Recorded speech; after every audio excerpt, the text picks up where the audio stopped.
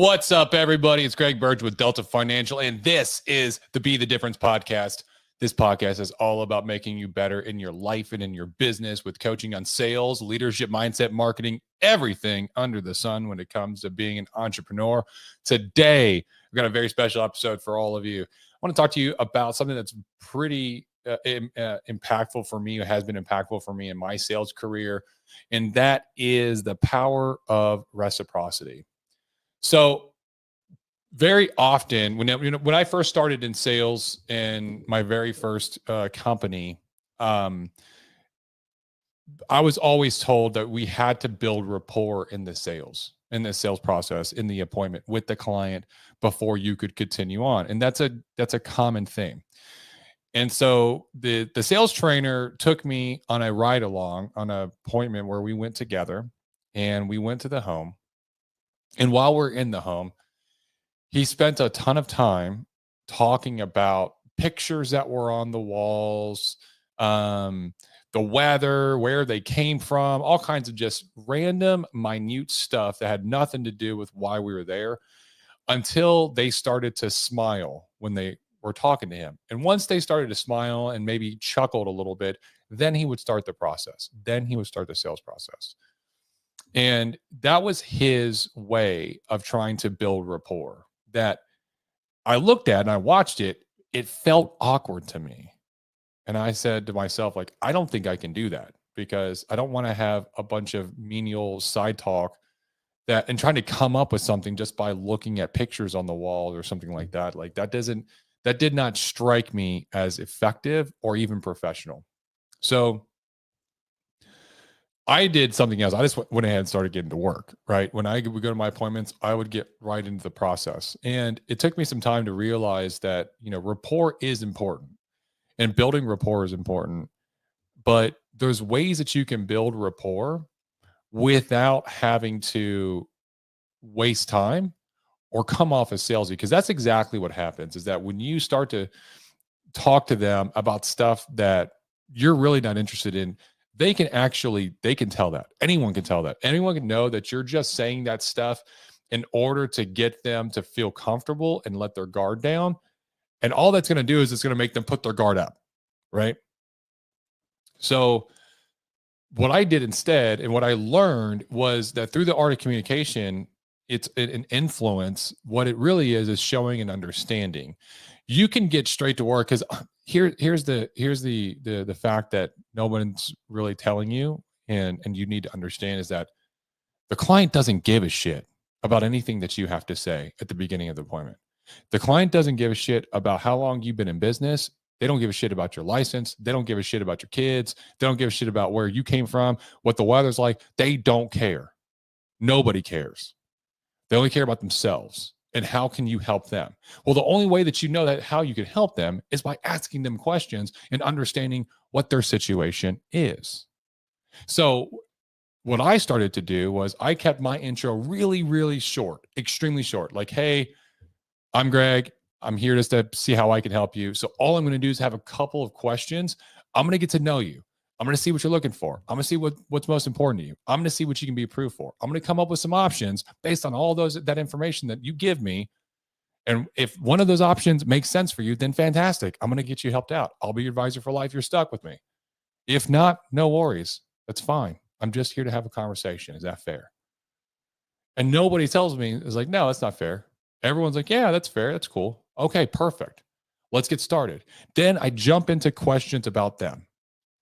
And I ask very good questions like, hey, what motivated them to fill out the form? What motivated them to sign up to look for life insurance? How long have they been looking? What's prevented them from getting this kind of coverage before in the past? What other agents have they spoken to? What policies have they had in the past? If they still have the policy, how long is left on the policy? If they don't, what happened that caused the policy to lapse? And what I'm doing is I'm gathering information about them and I'm digging into their lives. And depending upon where the conversation goes, I'm going to ask more questions to dig deeper. And I'm going to make sure that all of the questions that I'm asking are all open-ended. I'm not asking yes or no questions. I'm asking what or how questions, because I want them to talk to me. I want them to open up. And what happens is that maybe the first question or the first two questions, they're going to be very short answers, right? But the more what and how questions I ask, the more they'll talk. And the more they talk, the more comfortable they feel with me. And I'm just going to keep gathering this information. I'm going to get like 3, 4, 5 layers deep. I'm going to get as much information about them as I possibly can. And what this does is it shows that I'm a professional and that I actually care about them in their situation, that I'm trying to understand their situation in order to provide the best service. This is a very simple concept. And when you talk to any sales organizations that sell at a high level, this is how they sell. Now I have different questions that I've formulated that work for life insurance, but it's still the same concept. Now, where I differ and where I've had a lot of success is I know that stories sell. Stories sell and products tell, right? Now, I used to go into appointments and I used to start off, or I would try to find a spot where I could tell a story about something. And I always used somebody else's story because I didn't have a story. I wasn't in insurance that long to really have an experience that I could share with them that would be impactful. Now, as I got more experiences, I would tell stories. However, it's a little awkward when you're trying to tell a story for something that you didn't have direct experience with. Those stories usually fell flat. Doesn't mean that stories don't sell, they do. Stories are very emotionally powerful. So, what I've done and what I started to do was I would take an account of all the information they gave me. I would literally take notes and I would write it all out in bullet points so that it would lock into my memory. And then when I got done asking them questions and I'm ready to say, hey, I think I have a solution for you because I understand your situation now. I've gotten enough information. Then I'm going to put my piece of paper down, put my pen down, and I'm going to look at them. And I'm going to say, hey, thank you for giving me all that information. I got a really good understanding of your situation. Let me repeat everything back to you and make sure that I have it all correct. And if I'm missing anything, feel free to jump in and let me know. Okay. And then I repeat their entire life story of everything that they told me in my own words. I tell their story to them and I make it impactful. I make it emotional. I put emotion in the way that I talk. I use my body language. I use my tonality. I will get when I want to really emphasize on something, I'm talking to them just like this. And I slow it down. And then when I want to get excited about something good that they told me, then I'm going to talk like this. I'm going to start to talk a little bit faster. But I use the power of my tonality to move and sway them emotionally. And this, at its core, is empathy. Now, I do this to showcase that I have an understanding of them, that I can look them in their sockets of their soul and say, hey, I understand you. I'm right there with you. I know exactly where you are. I know how to help you. There's a simple human emotion or need to be understood. Every human being on the planet wants to be understood. Every single one. And when you show that you understand them to such a way that you can regurgitate their story to them, you move them emotionally by telling a story. And what's more powerful than telling the story that's their own story? What's more powerful? There isn't. There's nothing more powerful. They're going to feel a connection with me, and they will now feel obliged to listen to me because I just listened to them. That is the power of reciprocity in your sales process. They will then reciprocate and say, you know what? They listen to me. I care about what this person has to say. This is a powerful tool that you can add to your toolbox in your sales process and in leadership. You can do this with agents as well. You can add this right away. And you can start doing this today.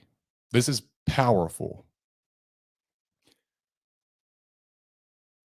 Start adding reciprocity to your sales process and watch as people will pay more attention to when you want to tell them about the product, the service, the facts, the figures, the data, the information about the policies that you're selling, whatever it is that you're selling, this is going to work for you. Don't go into an appointment, a sales appointment, going right to telling them all about your product and how you can help them because you don't even know if that product or service is actually fitting the need for them. You have to learn them first. Start doing this, and I promise you, you're going to see a massive shift in your closing ratios. A massive shift. You'll start seeing your close ratios rise and climb week after week as you get better at it. Because this is a practiced art. You have to get good at telling their story to them. You're not going to come off perfectly smooth the first time you do it. It takes time and it takes practice, but I promise you it's going to work. Now, if you got value from this, if you learned anything, if this is something that you're going to apply to your business, which you absolutely should, then do me a favor. I need your help. I need you to share this content with other people, other sales professionals, other entrepreneurs, other leaders that can learn from this content. I grow by word of mouth. We put this podcast out for all of you to learn and grow by and to be the difference. And all I ask is that you provide this value to other people if you got value. Also, go to the Apple Podcast, give us a 5-star review if you liked it. That way we can continue to grow organically. And I appreciate it. This has been the Be the Difference podcast. I'm your host, Greg Birch.